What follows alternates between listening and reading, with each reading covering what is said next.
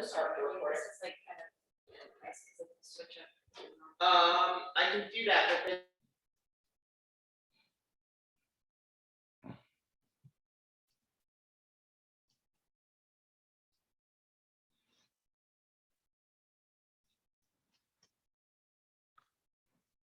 So I tend not to start my intro lecture till about 5 minutes afterwards.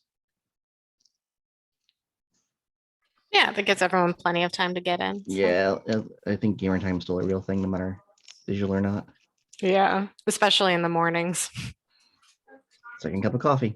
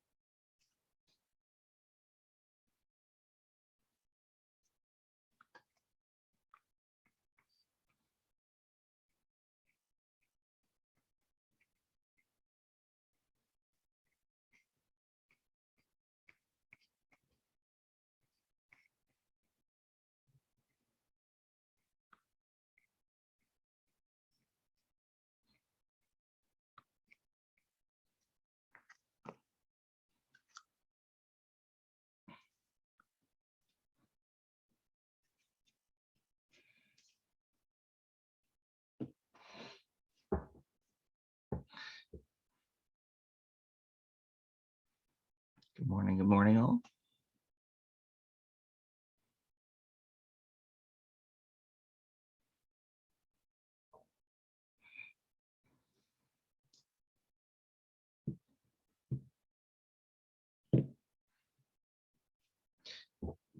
I'm going to try to refrain from singing with the background music so we don't get this video banned from everywhere.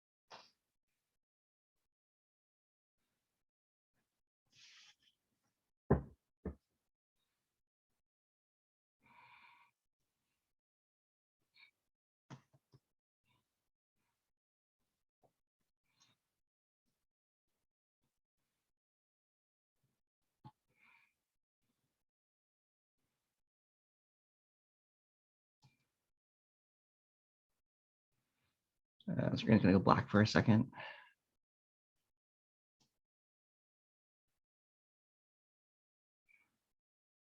Just leave like this.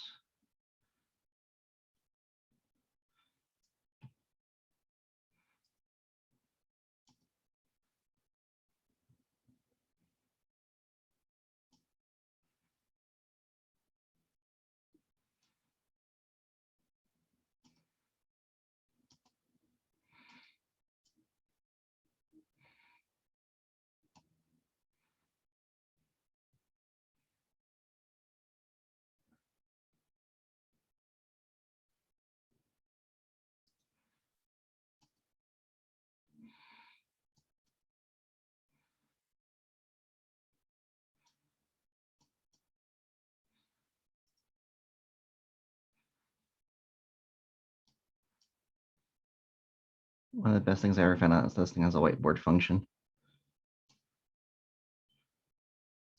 I had no idea it had a whiteboard function. Oh, it's through Extreme. Okay, I was like, these hidden secrets of Zoom that I had no idea about. So I'm actually running my Zoom through an Extreme, but it has a built-in whiteboard to it, which in class, when I teach, I tend to doodle to show things. So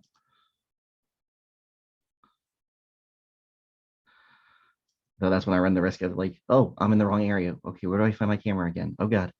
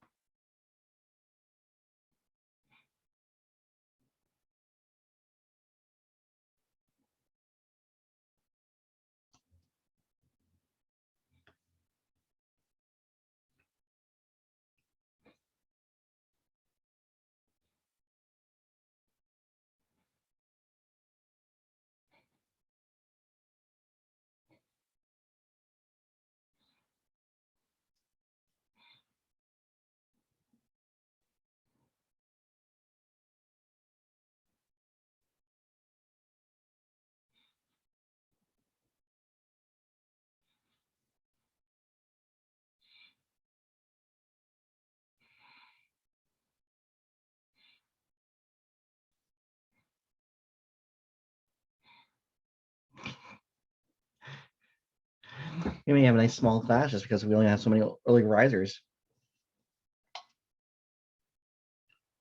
Probably. We still got about 5 minutes before the class officially starts. I'm not loud. I find it funny.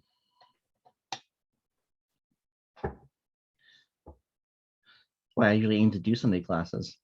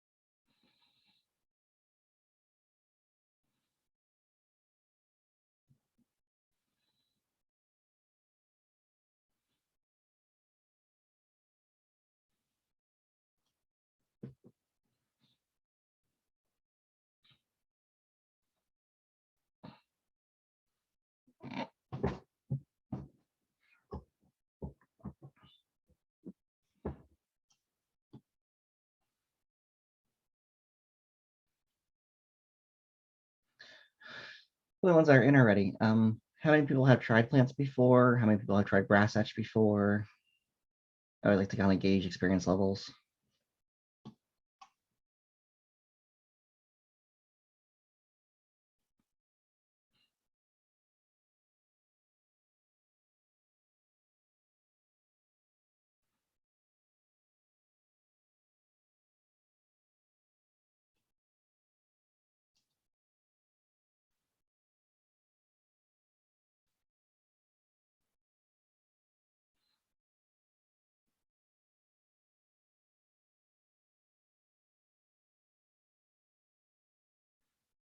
Oh, thank you, Andrew.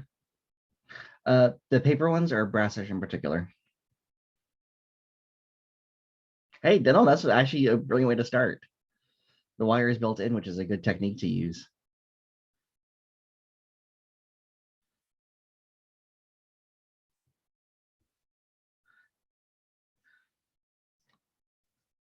Seaweed's honestly on one of my list of my next product list to try and make.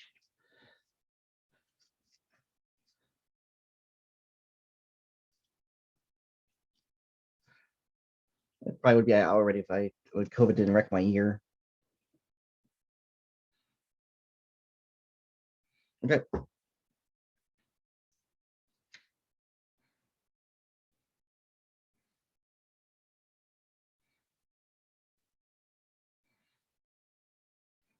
So early birds get an extra reward. So hopefully sometime in the next few months, I'll actually be releasing bamboo and palm trees with the resin body and then actual paper leaves to go with it.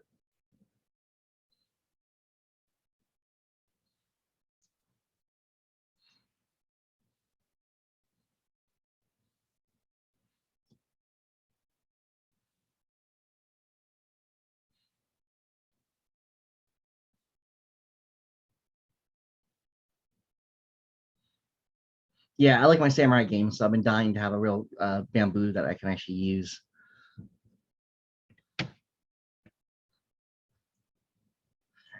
The first bamboo I ever made for like a display was actually taking chopsticks and sculpting around them, the tubing of them, so I can make the notches for it.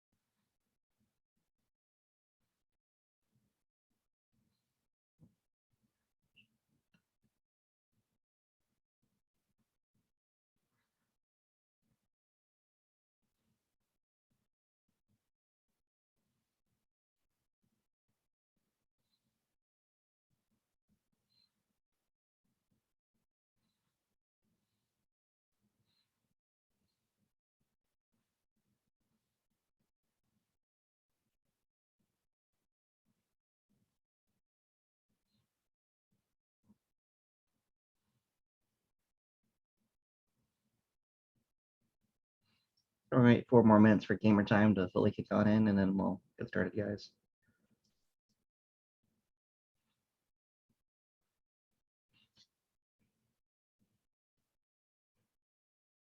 As it gives me a chance to sip some more of my coffee.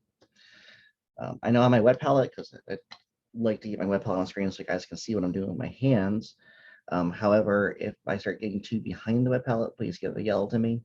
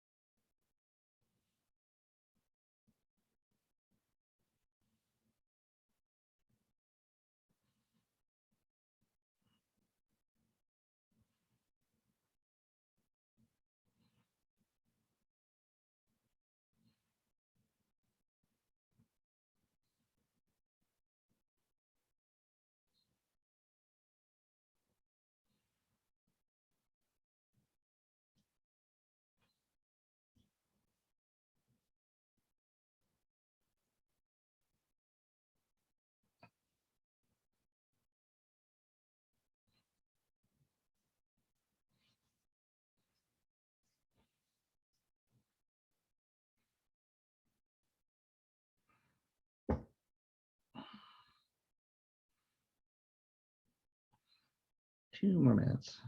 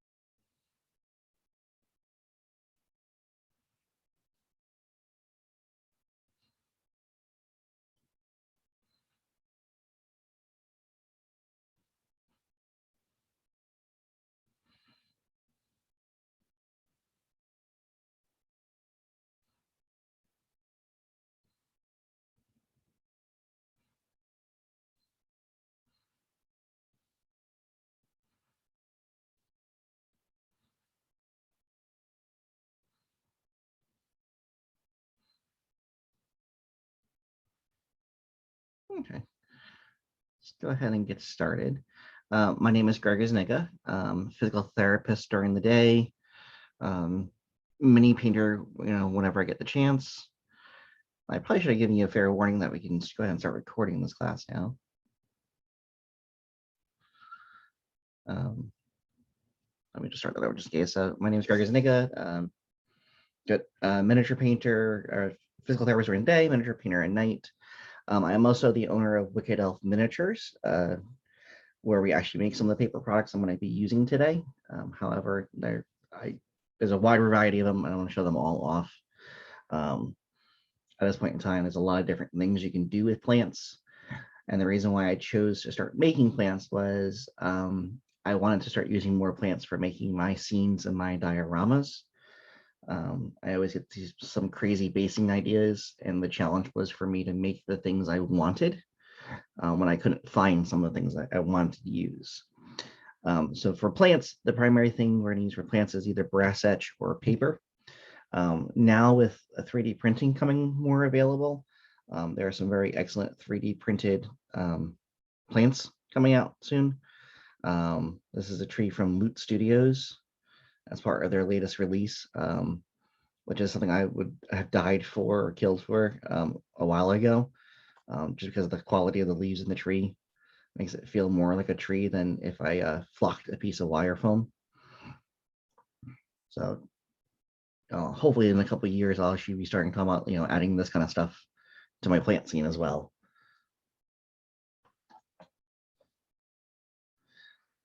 With brass etch, there's a couple different companies available. Skill Link is a pretty good one, and there's a few others out there. Skill Link, these ones I got from a company called Competition Miniatures, located in Maryland. These are typically more used in 54 millimeter displays, 75 millimeter displays, railroad usage. There are some finer ones out there, like this one of swamp plants. Of swamp plants done by Secret Weapon Miniatures. Thicker brass etch typically has a little bit more resilience to it. Yeah. I gotta guess that one, Andrew. It was nice to see someone excited about their store, though. It was always fun. So the thicker the brass etch is, the more sturdy it is. However, it starts losing that wispiness that you can get from a plant. And again, these guys can be kind of sharp at times, so please be careful. We'll talk about those in a second. I'll go back to that. On paper, there's all kinds of quality paper out there. From a very thin, well, let's go with the thicker first. So this is a thicker style construction paper. It's not super thick, but it's got a little bit of weight and heft to it. And these are all leaves are cut out. If you can see, there's little notches where the leaves are still attached to the form. And that's so they don't fall out. The leaves are cut out enough grooving and spacing for it that otherwise these guys would fall completely on out. Of course, the quality of lasers have gone up a little bit. So this is a little bit tighter cut to it, but it still has those little notches to it. And this is a much more lightweight, thinner paper. And then you have the stuff that I'm using, which is actually vellum. So it's a cotton-based vellum. It's paper vellum, technically. Real vellum is made out of hide, particularly goat hide. That is prohibitively expensive. So this is a cotton vellum made out of cotton portion of things. So it's a little tougher. Has a good weave to it. And this style is actually fully cut through. So this is actually blade cut. So it's actually held in just by friction. Other pieces being just, just trimmed on out.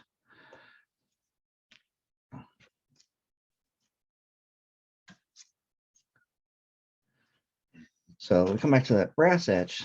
So brass etch will require some tools to use.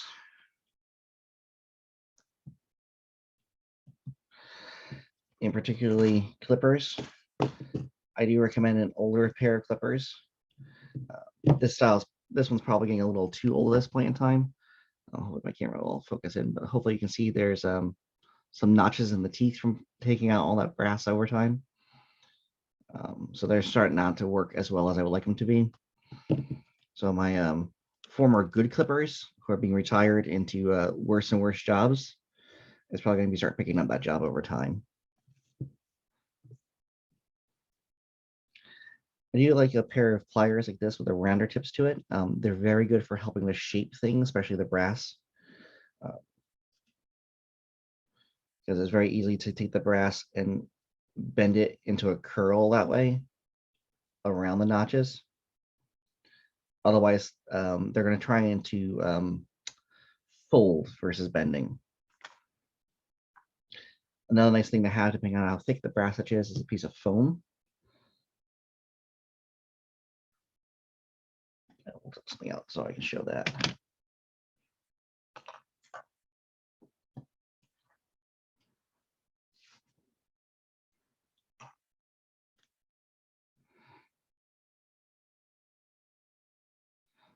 So when I'm trying to clip, I'm always not clipping this way. I'm trying to go along with it, just as less damage to the clippers.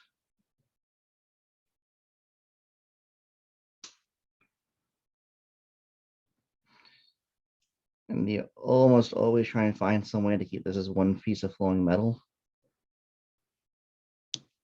So you're gonna have to find where all the different connection points are at.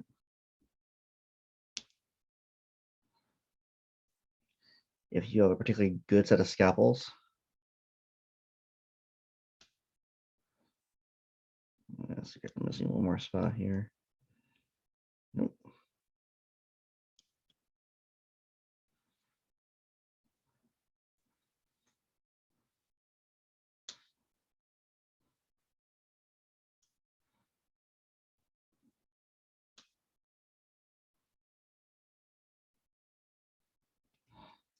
This little teeny connection here that we're going to try and bend it out of. Oop, won't go.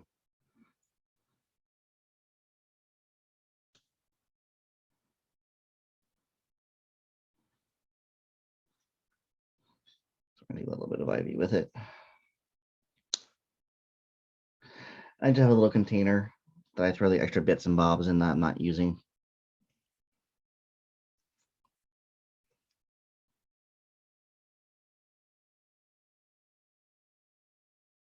Microbars work fine as long as it's a good clip to them and they get nice and tight to it. When you're looking at the clips, they should actually have a nice tight seal to it all the way through. Otherwise, any kind of clips will work well for it. Just know that brass etch over time on photo etch will start to destroy them. So there's a Japanese set of clippers out there that are like the best in the world, and they charge for it as such. I wouldn't be using those guys on my brass etch, my photo etch stuff. So the reason why I like the foam is, let's say I want this actually to be like the wind blowing these plants on over. If I just try and bend it, the way my fingertip pressure is going to work is going to try and fold it instead, where I can actually take the foam, use that foam to give some support to it. I can move it up and down a little bit. That allows me to apply a better pressure.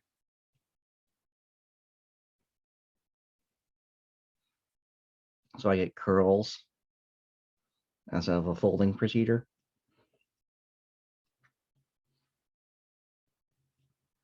And then you can do all kinds of weird things with it where you're pushing some up. Oh.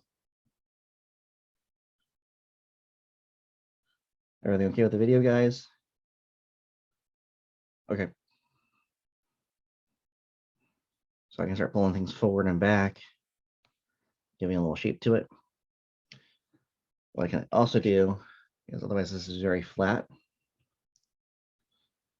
This is rounder style. I can actually start to fold it in and out this way.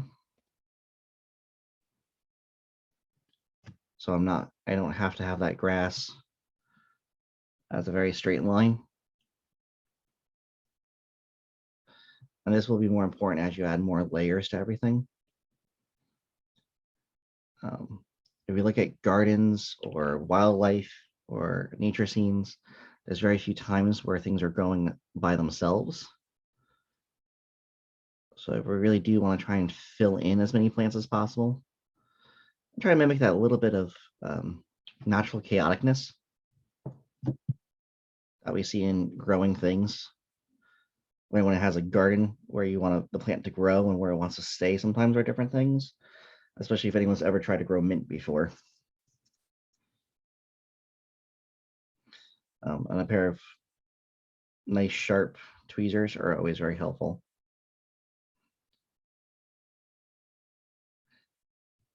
So hopefully you can see how that shaping works out better. So now we have a nice, more natural kind of feel to that plant versus that brass etch that was straight and flat before.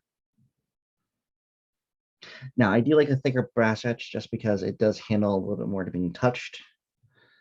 Real thin brass etch. Sorry about that, that's my phone, guys.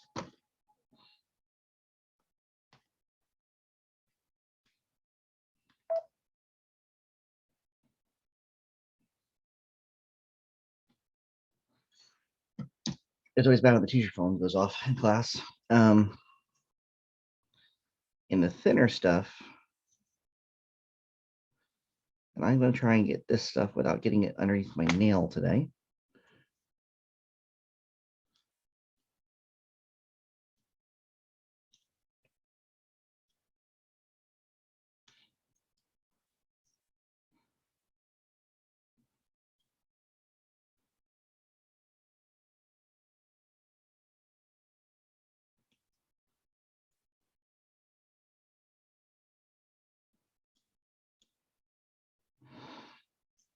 What you can also do is, if you have a nice cutting mat and a good sharp scalpel or X-Acto, you can actually put them against the cutting mat. You get nice and tight to these guys.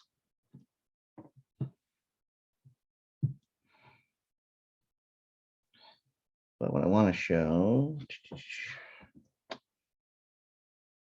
is that even just a paintbrush pressure will start bending these over. Now, for the most part, they're a spring, but if you put enough pressure into it, you're gonna get a little bit of that staying behind. Which again, once they're painted on up, you can start pushing them around a little bit and get them back into that position for it. With the heavier brass etch though, because it's so heavy and that paint's on it, if you start to push it around once it's painted again, it's going to trip and come off as brass etch. That's even with primer onto it. And that's the other thing with brass etch, you will have to prime it. I typically use a brush on primer. If I'm adding to the scene later on versus trying to prime everything on the sprue. And the reason why I try and use a brush on primer is I can get everything shaped on up. I typically have zenithal primer, brush prime it black, and then come back on over and then dry brush a white to it. And I'll give me my shadows and my highlights in a better way so I can just start putting some color into it.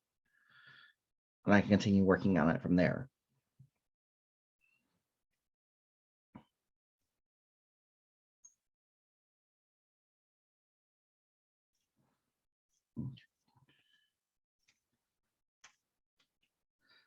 And there's dozens of different things. Let's see here.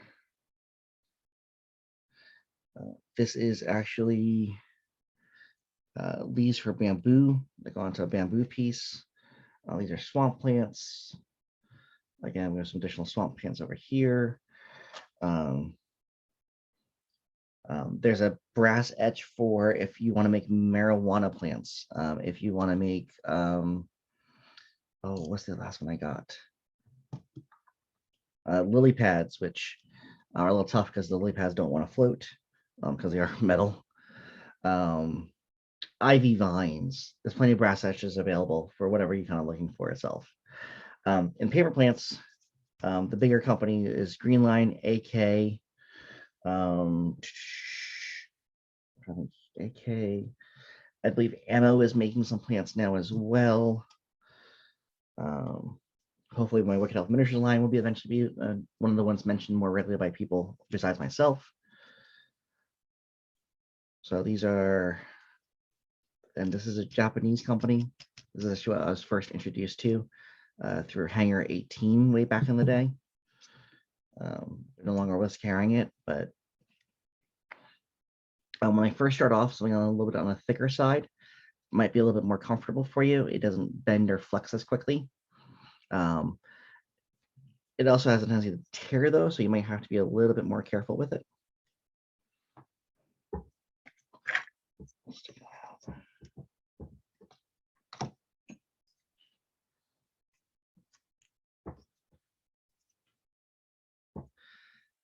And normally I'll be using my cutting mat, but I also found it gives a horrible shine on camera.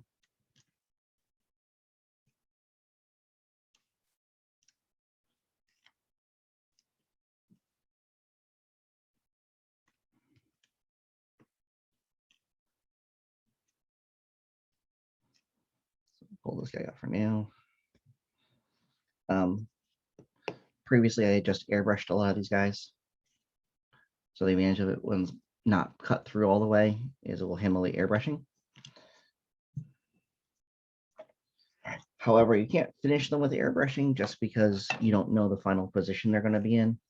So highlighting and shadowing them that way is going to be a little bit tricky.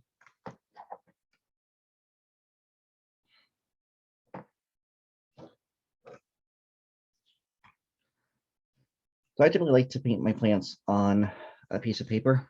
It helps to pull the excess water away from the plant while you're working on it. This is not true for brass etch. This isn't true for the paper plants. Brass etch, you can have it in the scene and just paint it as a normal metal figure once you have it primed on up. With the paper plants, I do like to have something to help wick some water away, and I'll start gathering them back down together later. So I'll show one of these guys. Let's do one of these leaves today.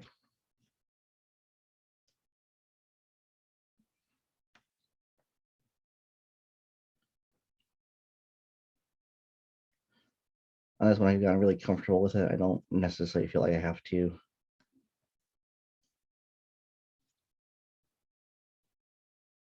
Use my scalpel every time. I can actually use that one when I have to. Some of the bigger pieces, I feel comfortable actually just tearing it away at it.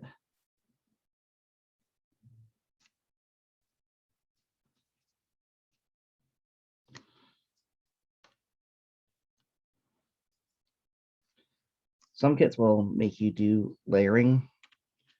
So a brass etch kit may not have this extra stem attached to it.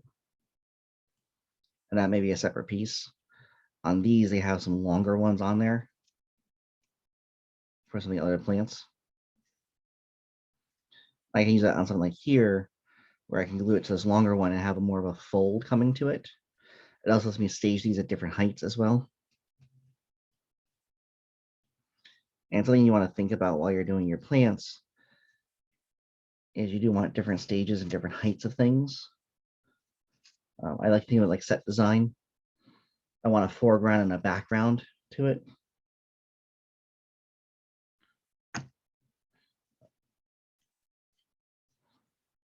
This style. So when it's pre-cut like this with a backing paper, what I prefer to do is I just wiggle the paper first, and that loosens all the cuts away from everything.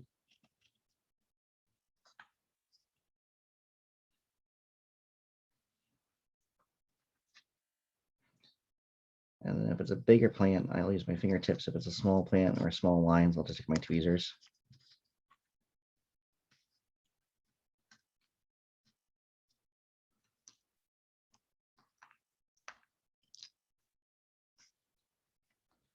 Once I have enough out,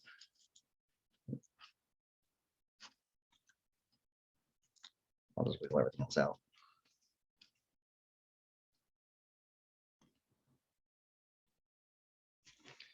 If it's a long piece,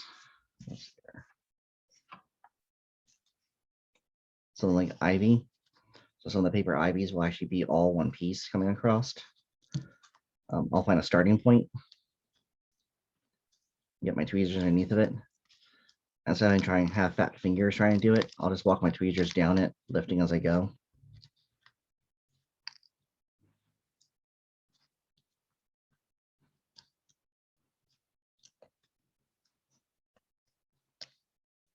I start to feel resistance. I'll just go back through. I'll start taking things out with the ivy, the tweezers. That way I'm not worried about fingers pulling or ripping things apart necessarily. I'm keeping the pressure even and flat. And again, if you tear a plant, it's not the worst thing in the world. If you're doing a seam with lots of different plants to it, you want a full enough seam that an individual plant missing or two isn't going to be a problem per se. It also can help make things just feel a bit more natural. Okay, let's switch over to my whiteboard. I apologize, guys, if I have a question coming up, I won't be able to see it for a second, but I'll try and get back out of it fast. So let's say that red is the leaf shape. And then essentially what I want to try and do is decide where my light is coming from. So this is a leaf that's bending down a little bit. So the outer edge of the leaf is going to be darker with a lighter inside to it for my highlight point. If that leaf is bending up, it would be in the opposite directions. With the highlight and darker part, I'll show that in an actual leaf in a second. But just kind of keep in mind how you want your leaves to bend or what kind of shape you're trying to get out of your plants. And back to the video. And back to Zoom.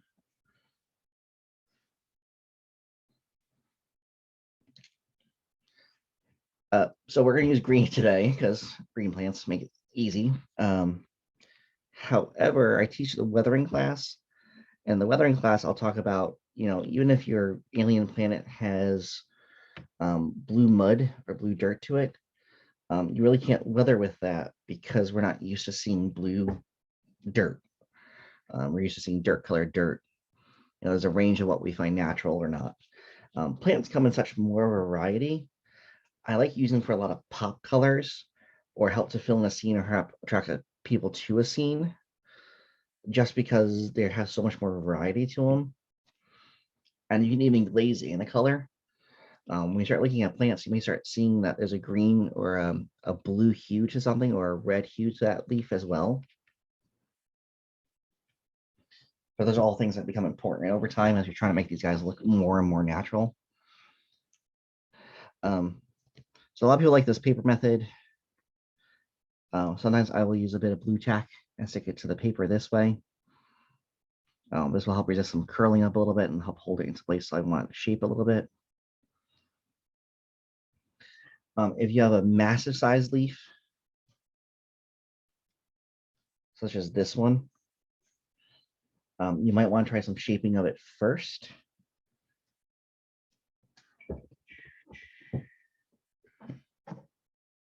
Nope, that's not what I was looking for. Great. So if I have a really big leaf, I'm just going to wet it. And I'll just do that by dunking it in some water.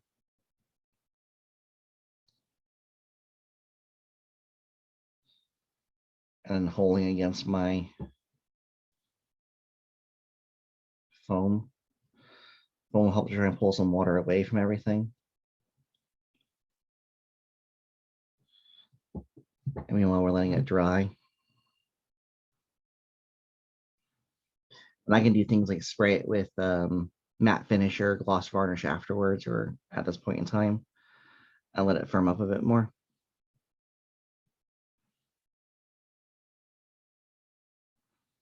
It should be a little quick, but you should start seeing it already has a bit more of a shape to it.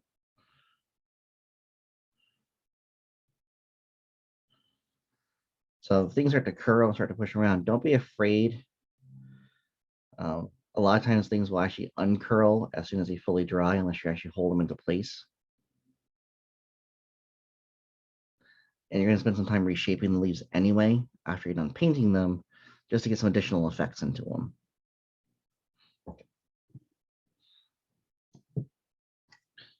So what I find the easiest first is, everyone talks about thin your paints, thin your paints, thin your paints. Your base coat, you want some thinness to it, but you don't want it thin. You want to try and really be able to get a good base coat. Try a little bit more off the first coating of it.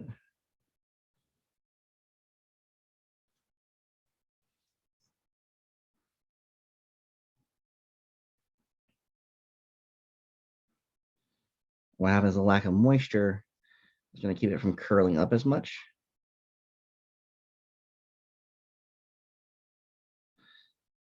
I'm always trying to come off of it fully too. When I take the brush stroke, I'm coming off of it and onto the paper. So I need that the paper underneath is trying to wick any of that water away from the leaf itself.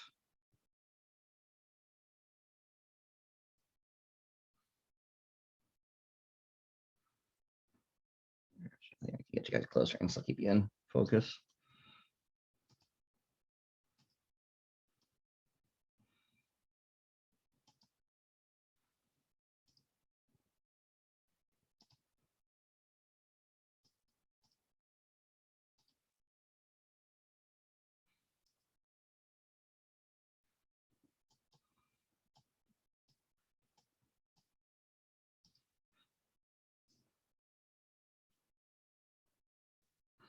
And if you're doing plants, you're going to have a couple of different plants to do at the same time. So I'll let this side dry out thoroughly first, and then I would want to flipping it over. If you have more of a wet brush, what you're going to get that happens is you're going to end up getting a leaf.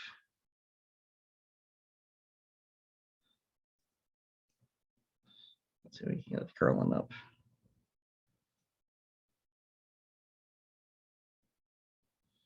So it's too wet. Take a moment for it to misbehave. Oh, it's not gonna do it on me. In a moment.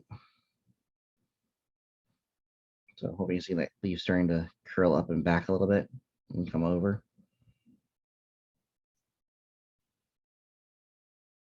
So as it's wet, it's going to start to curl up a little bit. Again, if I wait till this thing is dry,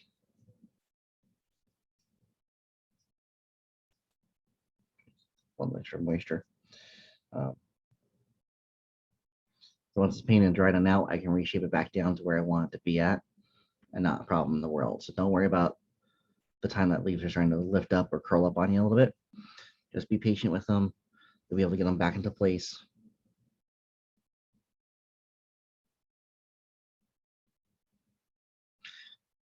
So colors I'm going to use today are Ancient Oak, Leaf Green, Naga Green, and Linen White. And I'm probably going to grab a blue hue, such as Siren Song, for this particular plant. So that's for my classic kind of green kind of plant. Actually, since we're asking, I'll also get this guy over here done too.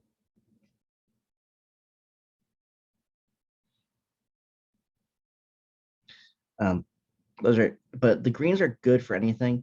Adding a little bit of blue to it or a little bit of teal to it, I think helps adding some realism to it. And then the next part comes a little bit of texturing. So even in companies that put like a vein in these leaf for you, doesn't get all the texture that you need into it.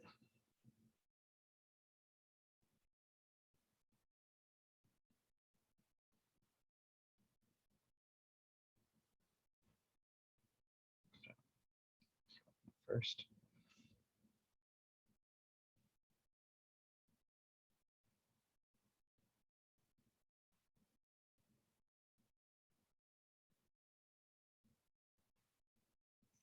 As long as my brush is wet, I'm not really worried about it touching the blue tack.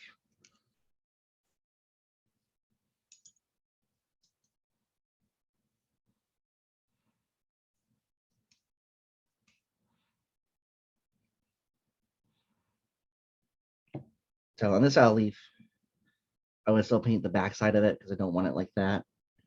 But for the sake of argument, I'm just going to base coat it because that's going to become the underside. That's where less of the interesting stuff is going to happen on it.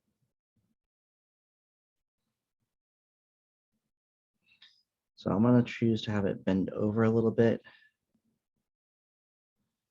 I'm going to try to make these leaves kind of fork up a little bit. So we're getting some nice just arching action from it. And you're going to see that. The leaves are going to lift up towards the sun. The whole plant's going to arch away from itself, trying to get some more reach to it. Now it's going to help tell me where I need to put my lighter colors at, because I want them on the upper side. So if this is the leaf shape here, I want it on this ridge and a little bit into that tip.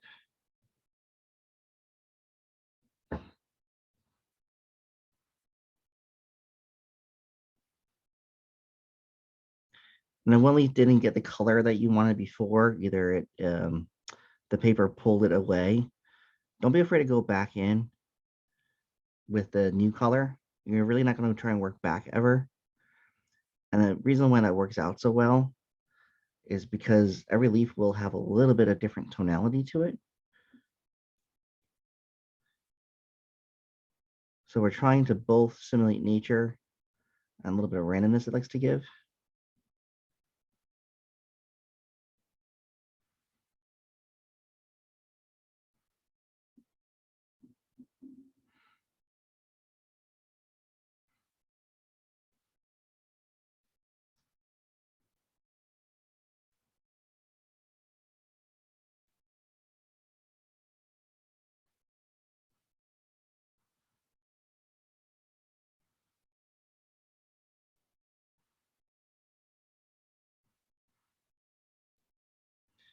And I'm not worried about making the smoothest blends in the world in this scenario. Again, some roughness to the leaf shape. The leaf colors are going to help you out because everything's not going to be exactly the same. So this is where you can paint and be a little more rougher at. I am going to grab a black though, because I forgot to pull it out.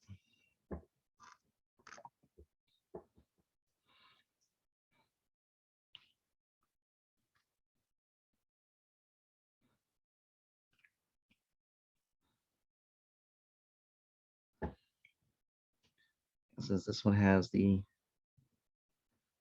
veins to it, and no problem coming back in and just adding a little bit of color to that vein.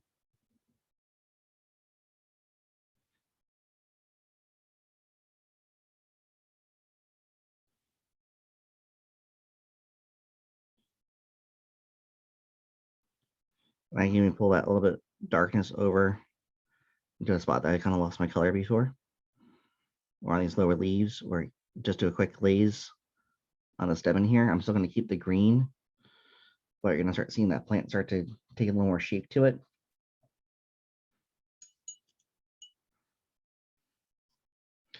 Okay, we're going to see how when the rougher colors will help to actually make the plant look a little bit better with a lesser of a blend to it.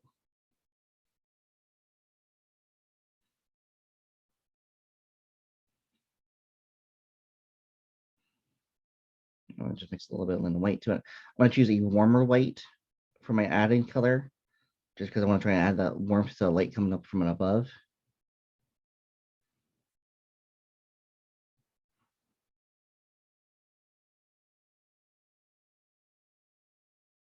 So I want to favor the upside of things.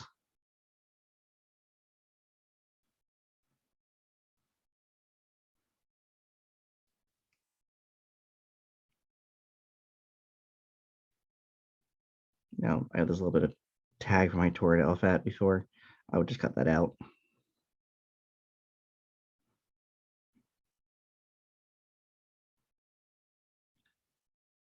And this is much like your paint style for things. If you have a particular thing you like to do in your paint style, don't be afraid to start adding it to the plants as well. What happens is going to make your whole scene look more like a painting. Everything's going to be in a similar style to each other. So that diorama or scene or base that you're working on is going to have that feel across the whole thing.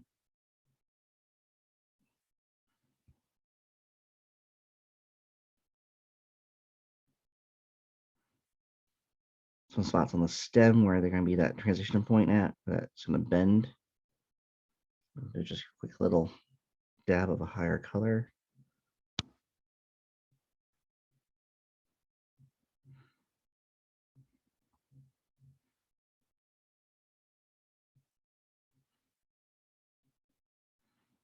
Oh, too much black spot there. I'm going to come back in and retone that out.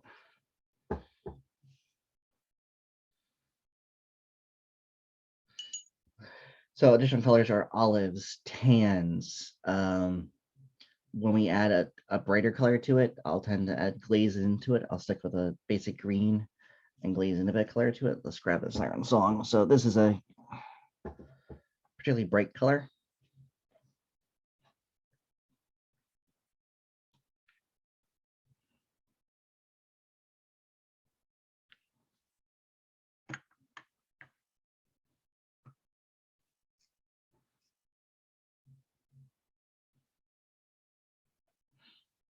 So we're just going to take it to a glaze consistency.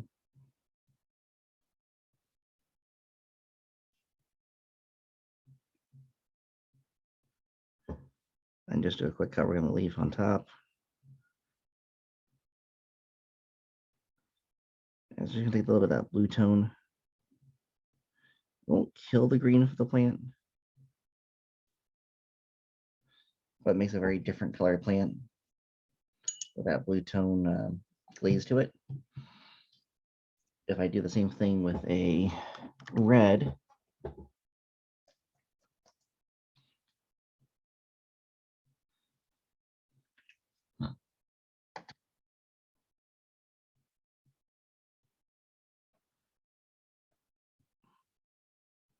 what's very cool about this is, so let's say your figure has a lot of red to it. Well, green plants work out very well, but let's say you want to try and work a little purple in here because you reflect what you're seeing in your plants or the plants around it. You can glaze in a little red.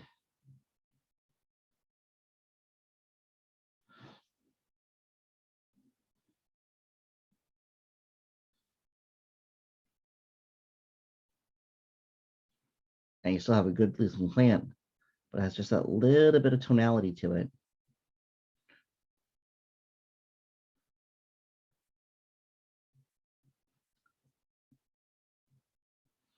without taking it, making the plant look like it's been blood soaked.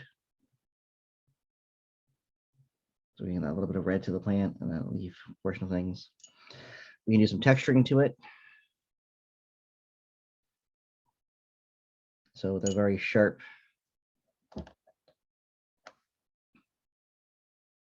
so I'm switching over to a 10-0.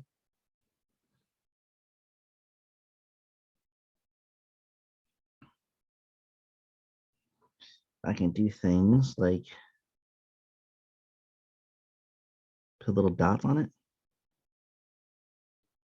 This is the texture I'm talking about that helps to add a little bit more realism to it.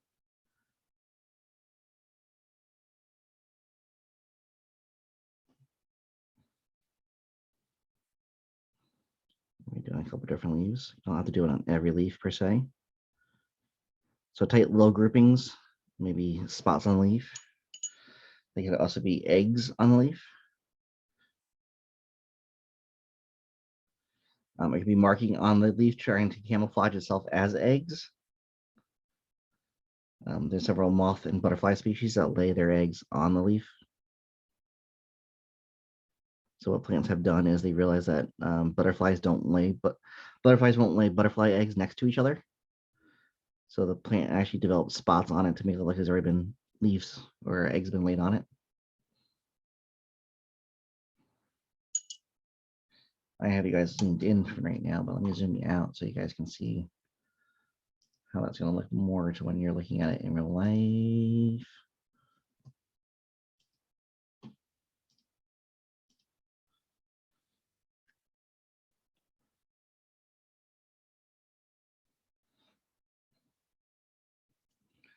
Clover tips. Trying to think how I do some clover. Are you looking for like single shamrock clover or like that clover kind of field kind of thing?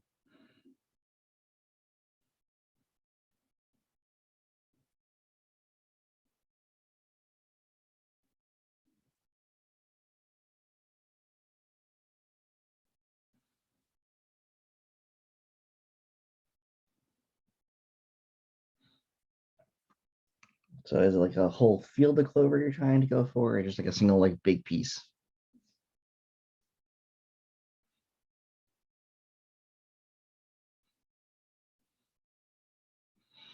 Okay. Oversized clover. I'm trying to even who makes clover portions of things. I would try.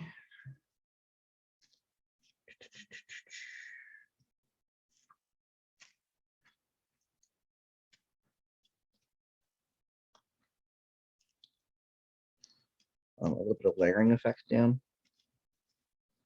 Not quite the same shape. I would probably clip off the tops here to make it more of a rounder shape. But the a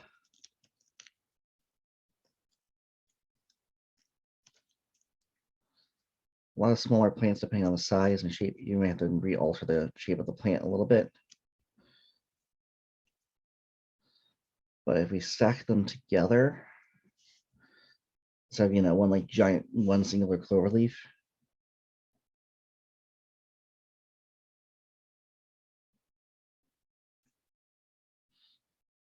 twist things around a little bit, put them down.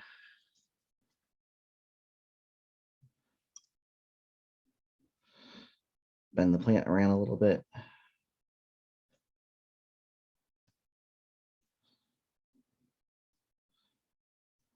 These had a bit of a rounder shape to it.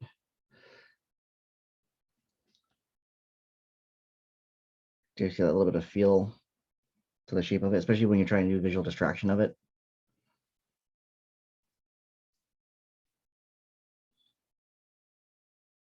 So, and that's another thing you're going to do with plants too, is you're not just going to have a single plant at any point in time. You're going to try and actually bend your plants together so they fold and bend well.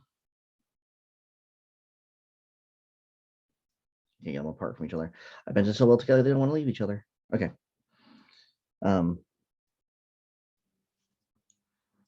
So a lot of times I'm shaping these plants with a star kind of pattern to them. They're really looking to be poked down in the middle. You can take things like a clay shaper. Shoot, my clay shaper is out somewhere else.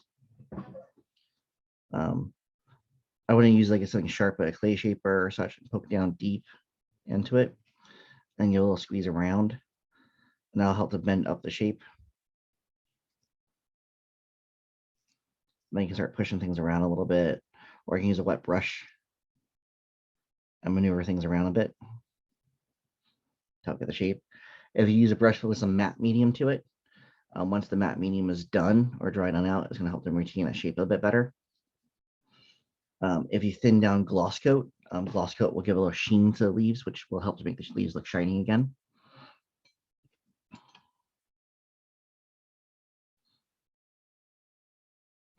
What a lot of the time I do, especially for gluing these things down, is I'll take a little container and put super glue on the back of it. As I'm trying to perfectly hold my glue in my bottle and get the little teeny tiny tip of glue back in here that's going to run all over the place, I'll find a thin super glue, put it on the back, touch the container, and it's going to start wicking its way up because it's thin. That's going to start holding the plant shape as well. But I can actually touch it to the miniature I want or where I want it in place, let it dry on out, and then let it go. I'll let the plant stay in place a little bit. And with super sharp tweezers, you can even poke that middle down a little bit and just to kind of get it stand up a little bit if you need a little bit more time with it. When you're layering plants can give you a better look of them. Because again, very really good plants grow in isolation or singularly. So this is a fern, and that bush that we're working on over here just built on in. So it helps to hold that shape. That definitely gives a different feel to like an oasis idea.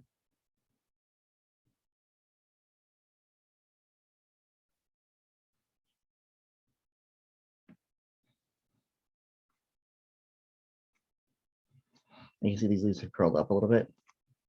All I have to do is just press them back flat again.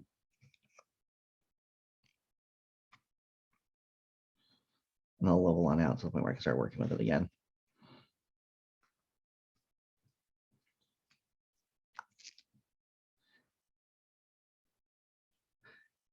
Thicker plants, you can get away with just doing a base coat on the bottom part of it.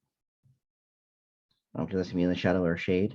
If it's a thinner plant, since it has more transparency to it, the light's still gonna affect it a little bit. I hope you guys can see that you still see the tweezer underneath it. You may want to do a little more time shading the backside of it a little bit, just get that natural like transparency that a plant has.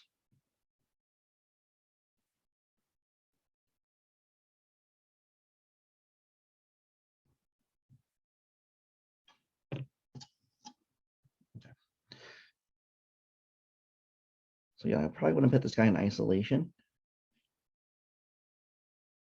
but certainly it could be slid into a portion of it. So something like this, I can find a nice spot where I can push him in a little bit. I can check to see how I like things. So he rises a little higher, which isn't necessarily a problem, but definitely means I would have to pick that bottom side. I can reshape a bit. Fish out of there before I lose them.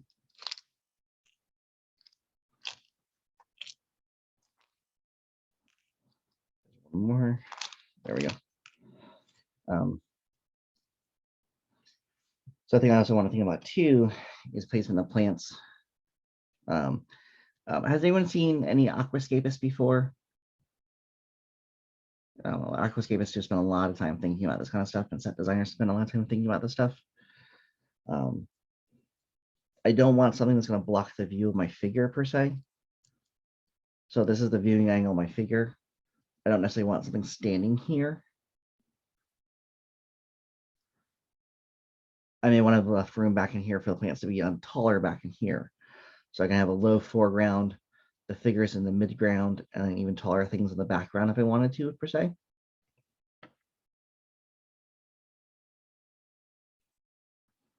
And even though the paper is painted, I can continue working it.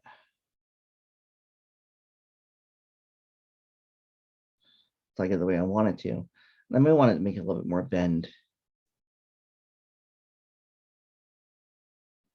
If I want it a little bit lowering to hang down a bit more.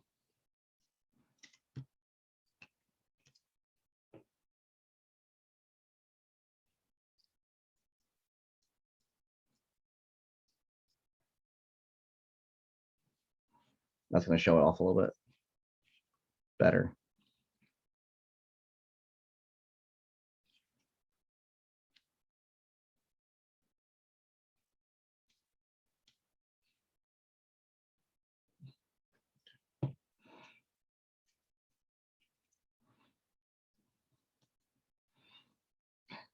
If the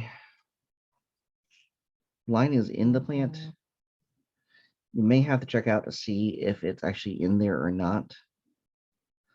So the problem with the laser is the laser can just burn this line on in. It may not actually be grooved into the plant itself. So what I may do is just on this test area, it's just come across.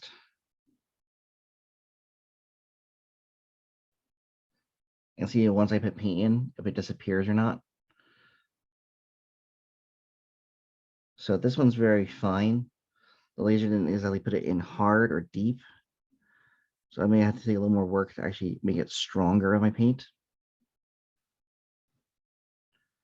Or if I want a real soft feel to it, I may take the whole thing and do a glaze of black first.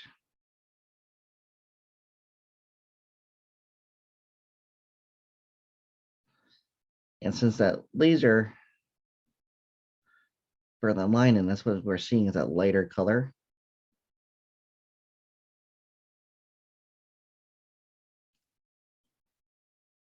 So that line in there is more the fact I did the glaze. And because this is thinned out, that glaze is going to pick up that line better. So we're going to get that detailing in that portion of it. We may have to play with the different plants first to see what you're getting comfortable with. And just see that structure of a bunch of things. But to go back to color choices, any of the green ranges are fantastic.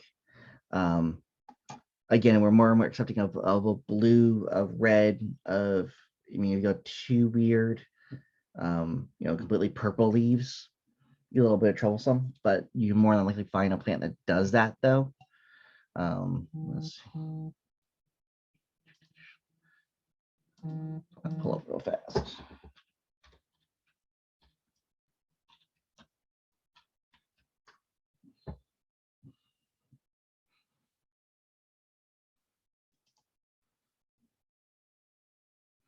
Yeah, just a quick look for plants with purple leaves.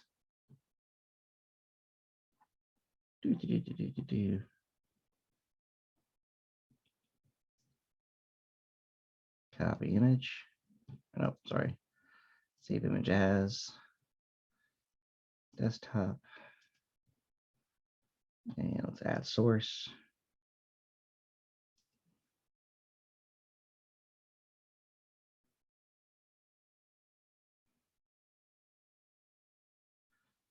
Where did I put it up this way? So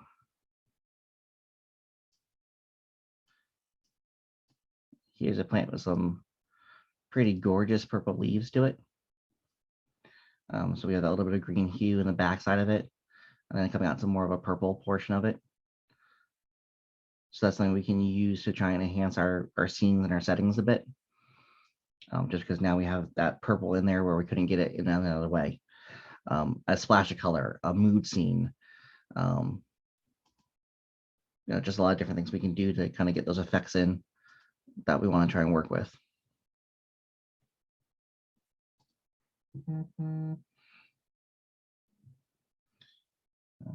Coffee.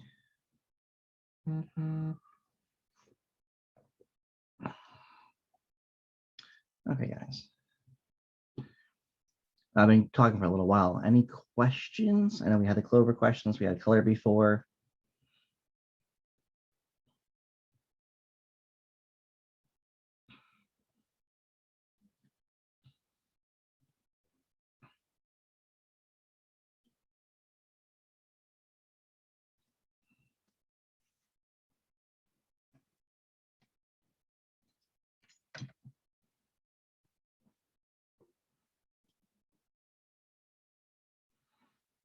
So I do use my own tools. I have a whole line of them. In fact, at this point in time, I would get off miniatures for my own plants.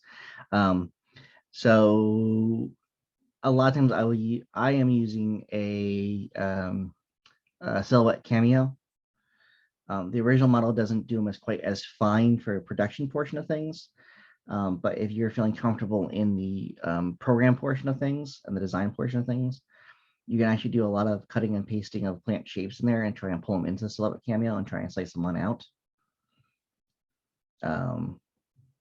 You're going to have to experiment with your different papers and materials, though, to see how fine of a slice can you make and still get the plant to work on out. Before I started using the cameo, I was still using the Vellum. So the Vellum is clear or transparent, at least. One way you can make that plant shape that you want to is take the image of a plant, shrink it down to the size that you want it to be in. Put it underneath of it and either do a tracing of it or take a scalpel and cut out that pattern of it. Once it's cut down and scaled down to the right size.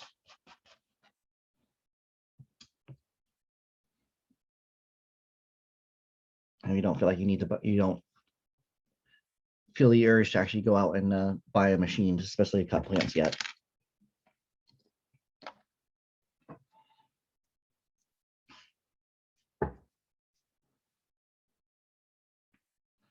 Yeah, so like that purple plant we took before.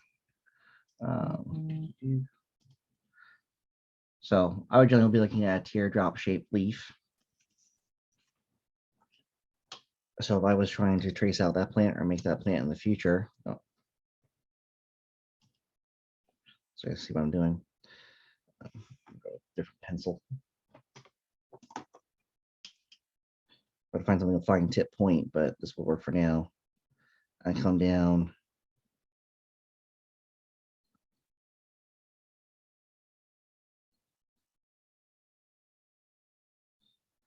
And just give you enough room to work with. I could recut that over and over again.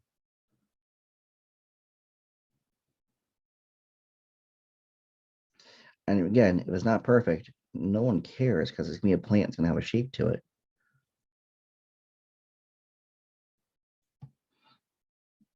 So I know it's kind of small, guys, but I would take that shape, take my vellum on top of it or tracing paper on top of it, draw the lines onto it, and then with a scalpel, cut out that pattern. And in the case in the plant that we showed demonstration in here, I would take 2 or 3 of that same pattern and lay them on top of each other, half the leaves folding down, half the leaves folding on up. And that's going to give me a feel of that plant that's just in that picture.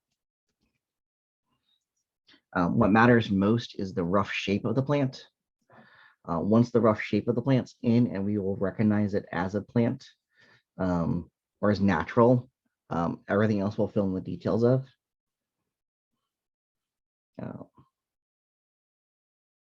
How many people have taken a free hand painting class? Because that's one of the most popular classes we have in the, different shows.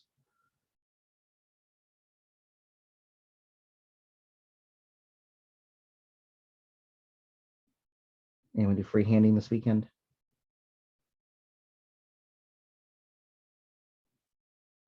So, okay. So in freehanding, did they talk about visual distraction or confusion? So a lot of times when you do freehanding, what we're doing is we're doing a lot of little squiggles and extra dots and extra lines in them. And that confuses the pattern. So it distributes the pattern away. So you don't see that, okay, I didn't get this fold just right. This dot over here is just to confuse you or make a pattern look more complicated than it is. Same thing with plants. So the general shape of the plant's right and things aren't quite lining up right, but you're in the right ballpark. You're more than happy to accept that as a plant.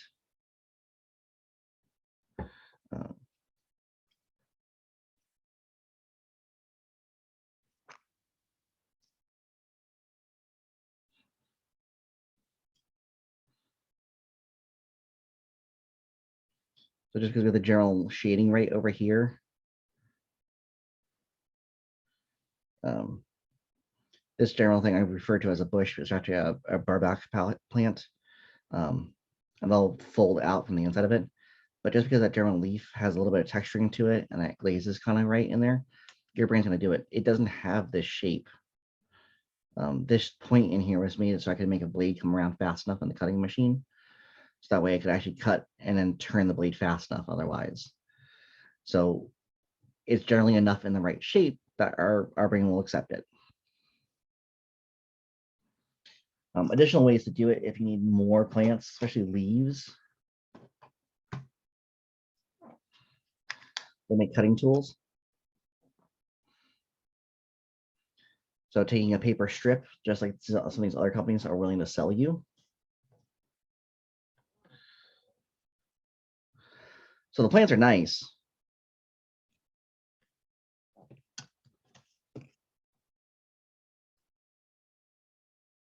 I can't tell you I'm not very thrilled about paying money for this part though. I can make a line or a stalk. And they could have fit much more smaller plants right into here. But I can make that stalk, trim a piece of vellum out or a piece of paper out, and then add leaves to it myself. And I can either punch them out of straight up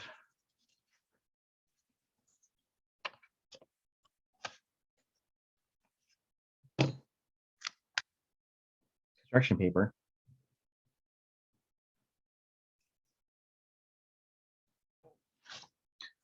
If you want autumn leaves or fall leaves with the punches, you can actually go to wait for the fall and press autumn leaves so their color will stay and remain, and then punch out the colors of the leaves themselves. The one thing I would be careful about though is making sure that you spend some time either giving those a wash or a little bit of a highlight as well.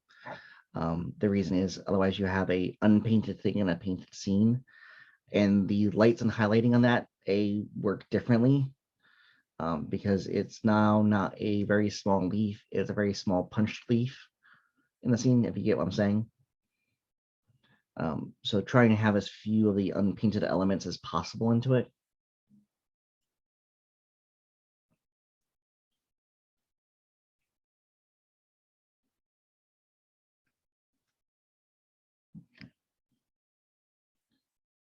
Might be Sunday because everyone's less questions I see than on my last one. That or everyone just really gets the plant idea. So we still have more time. I'm going to continue painting this one here. And while I'm doing that, I'll be more than happy to answer any questions that you guys have while I'm working on it.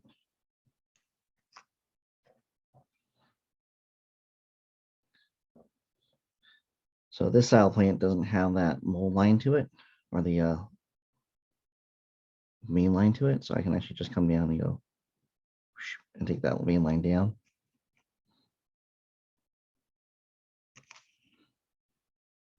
And I can do that so as few or as many as I want to. I can actually make it a V going the other way. I make a kind of a different shape out of it.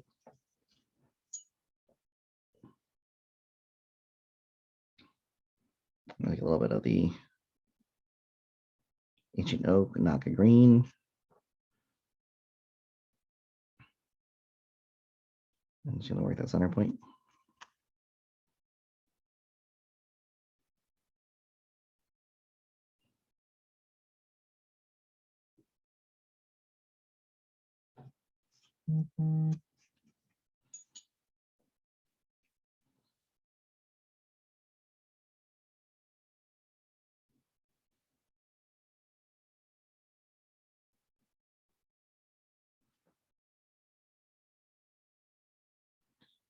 Gonna work that into the center as well.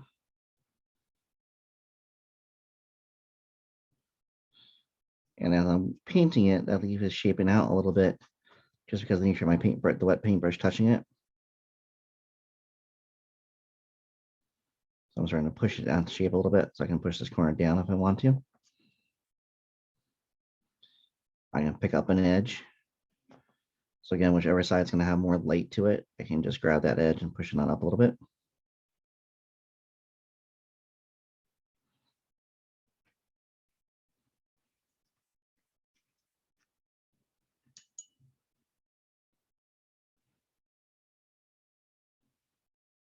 It makes even more white in.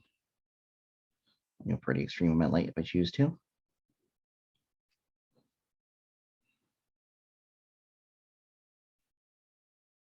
I'll say I have really rough kind of blend like I did there. I can just come back and just grab a little bit of green, touch the edges. The fact that the plant has a spot is less important. It just matters what I find aesthetically pleasing.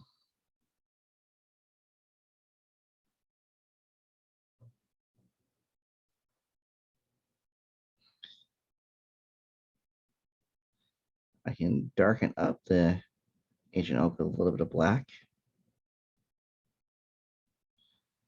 I come into here, get a little bit of that overly black spot in there. I come back with some ancient oak and just push that around a little bit.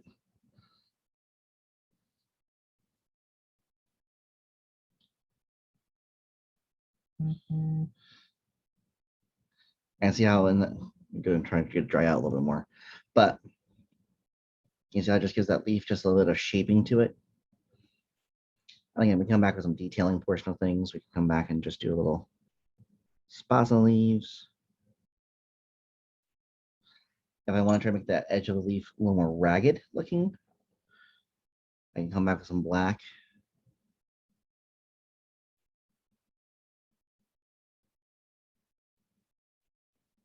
And just trim it out a little bit.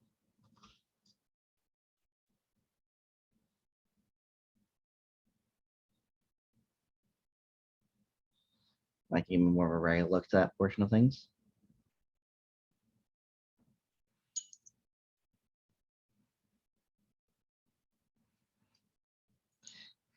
If, for example, I had an animal that was chewing on the plant,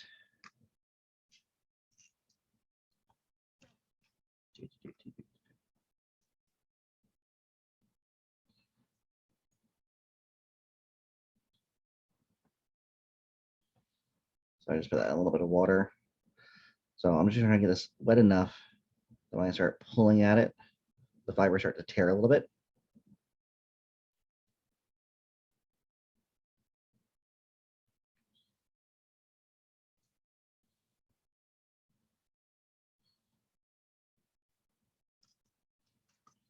So if I repaint that,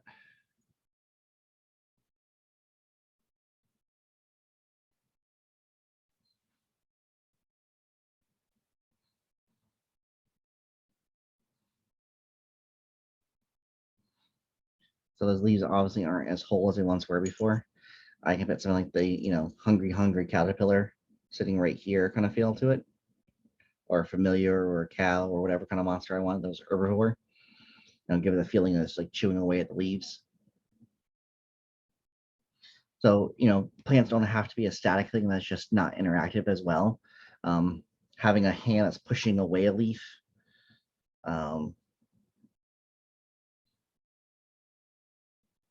having a model play with the water tips or stuff like that is a nice way to go. Also taking sometimes what's a simple shape and making it more complex will help to add some detail to the leaves as well. So these individual lilies are really meant to sit on themselves and stand by themselves.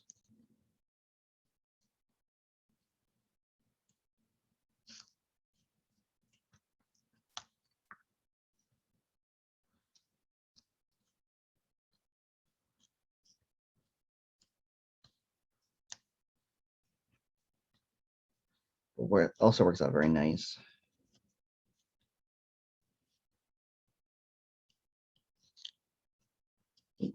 For one, not a big deal.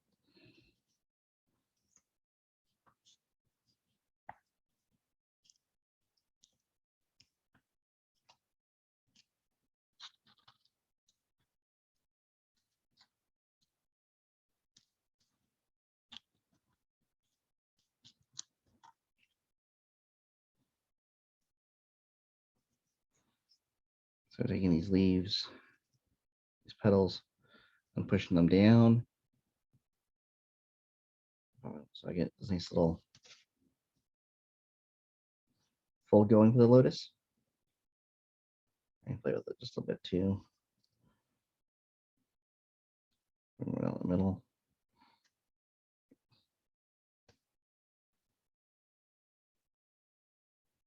Come on.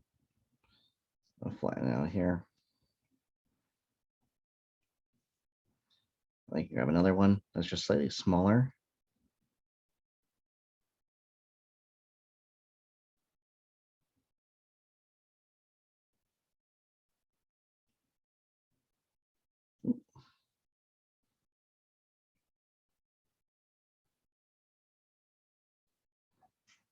I might be adding a bit of white glue to this, but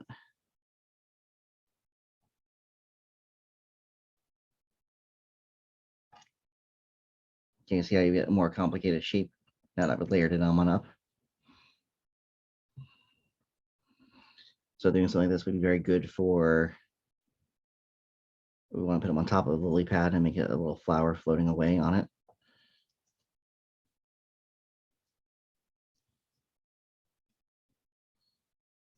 So we flatten that guy out. Flatten that out. Didn't flatten out properly.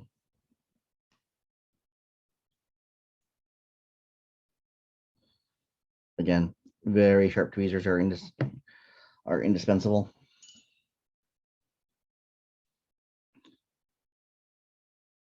So using that very thin paint, almost like a watercolor.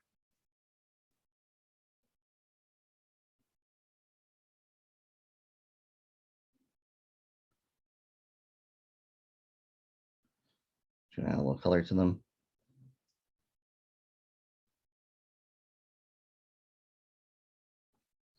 I could go heavier if I want to, but I like the idea of the flower being very thin.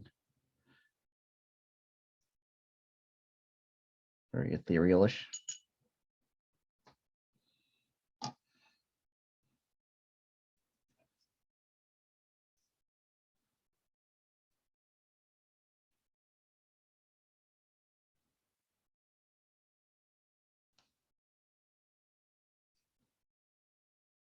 Is it just a hair?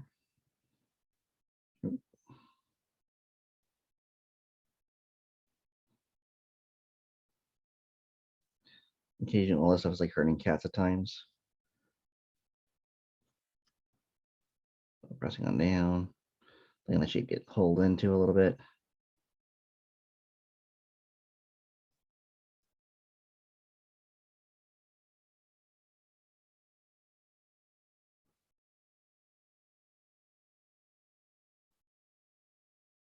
Come on.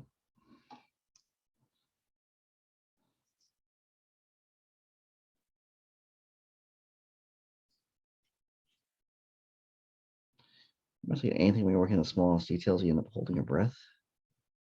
Come on.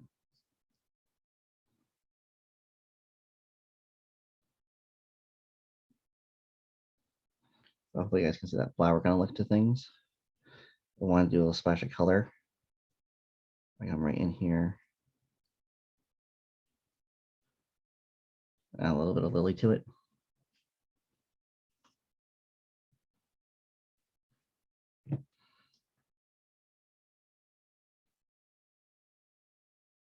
Camera settings.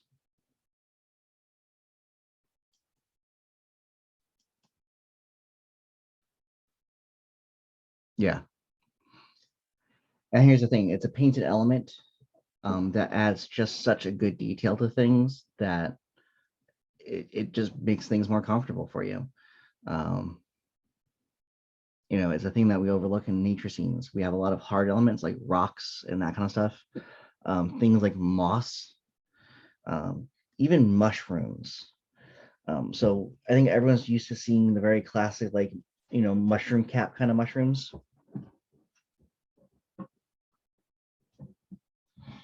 That's getting a little away from the paper plant portion of things, but so everyone's used to this kind of style. I think quite a few painters do this a lot. Wood bark on top of a wooden base. some sculpting putty to make things out and a little bit of rocks and stuff like that. The tree is a resin tree. The tree is a resin tree. The roots are hemp twine untwisted.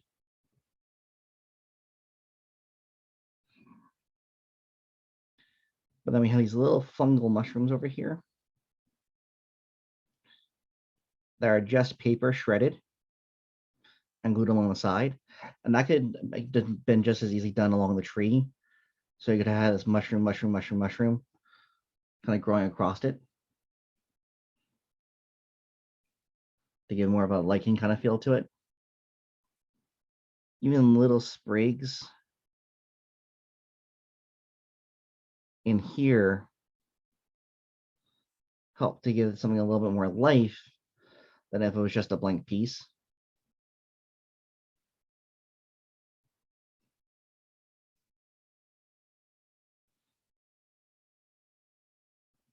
And then what I love to do, especially, is I like to hide Easter eggs. So if I flooded this whole thing up with water, the skull would be a little harder to see. So now you're already looking at my plants, you're looking at my little details, you're looking at a twig. Maybe I have a twig floating in the water or a fish swimming in the stream. You know, I have a little fishy swimming in the water, but now you're going to find another extra detail that I have in there. And I can have plants point the way. So the figure, while the figure is a star, we're actually doing a full set scene with the addition of plant use.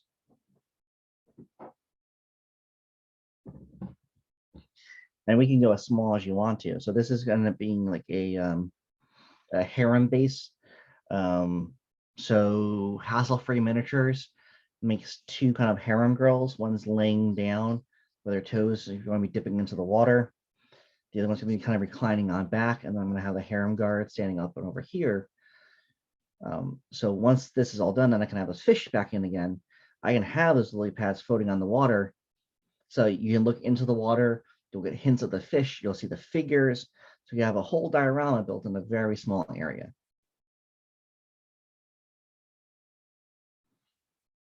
But without the additional plants, it would just be the figure standing around, not them reclining by a pool or a pond.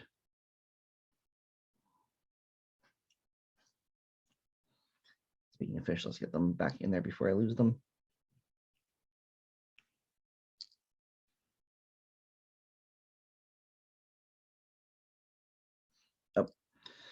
Oh, that last 20 minutes flew. Okay.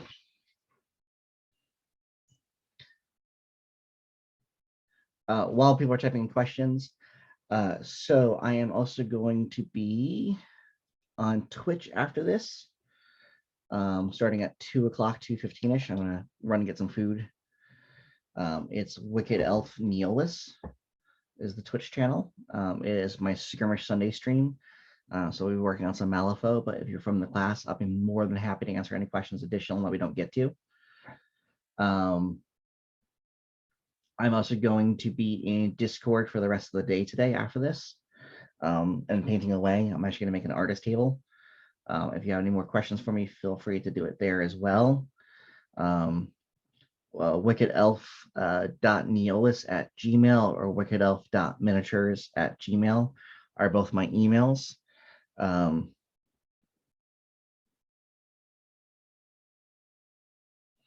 pull back up real fast for you.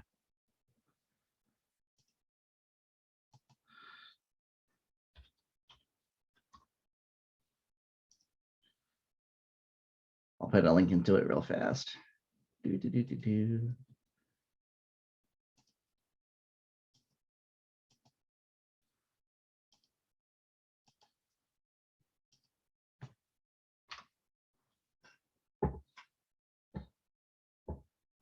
Good. And that's the biggest thing. Everyone should be excited to try something new, especially after a show.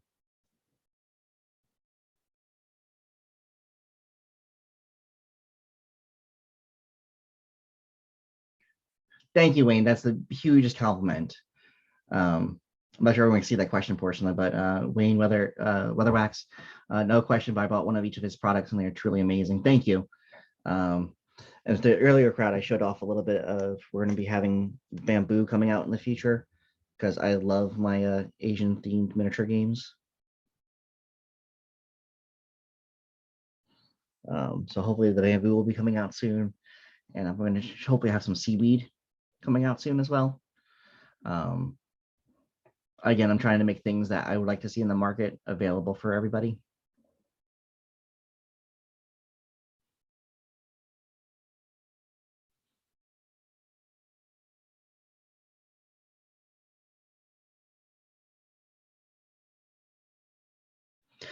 Me and Justin McCoy are good friends. So he's helping to carry out the secret. He's helping to carry my line through secret weapons. And he's probably going to be the one I'm going to get to do the casting for the bamboo. My favorite plant is the lily pads because I think the color I can get with the lily pads are so nice.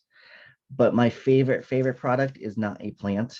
I'll have to be fully honest. Where is it at? It is my butterflies. Show my butterflies here.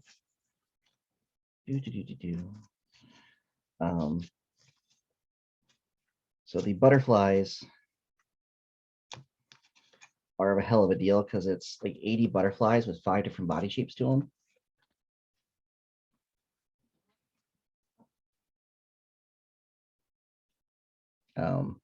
It is hard for me not to go through these, like a ton of these, because I will sneak them into all sorts of things.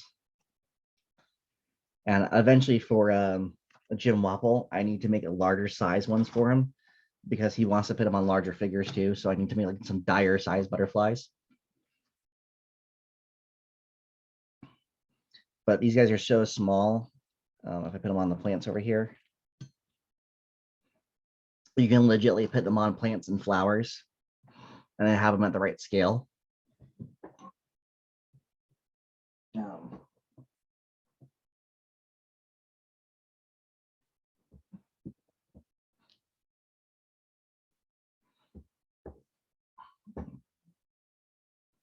When I have I don't feel like painting, I add to that little butterfly swarms.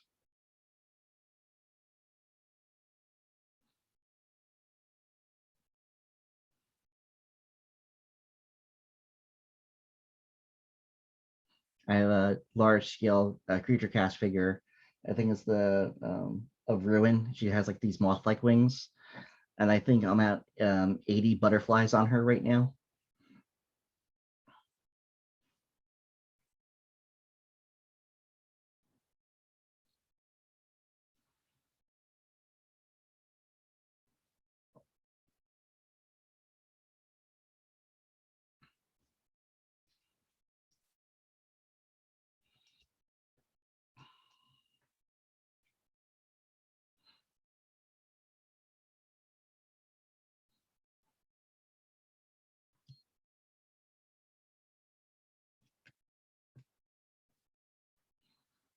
Okay, I think we have like 5 more minutes if anyone has any questions.